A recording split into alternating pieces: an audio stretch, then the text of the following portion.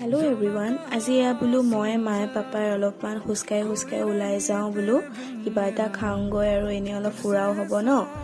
আমি গৈ আছোঁ KFC, তাৰপিছত বিশাল গৈ আছোঁ আৰু ধুনীয়াকৈ এখন পিজ্জা হাট।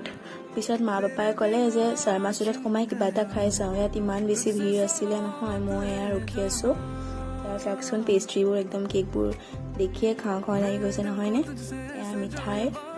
তাৰপিছত আমি ভাবিলোঁ যে ইয়াত ইমান বেছি গৰমো লাগি আছিলে, মানুহো বহুত বেছি, ৰখি খাবলৈও মানে জেগা নাছিলে। মায়ে মই এয়া মা পাপা ৰখি আছে, এয়া পেক কৰি দিবলৈ টাইম লাগে ন অকণমান। তাৰপিছত এয়া লৈ আমি ওলাই আহিলোঁ।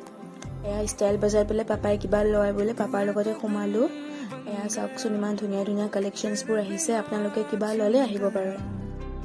চাওকচোন মই চশমা পিন্ধি চাইছোঁ, চাওকচোন এনে তাৰপিছতে আমি ঘৰলৈ উভতিছোঁ।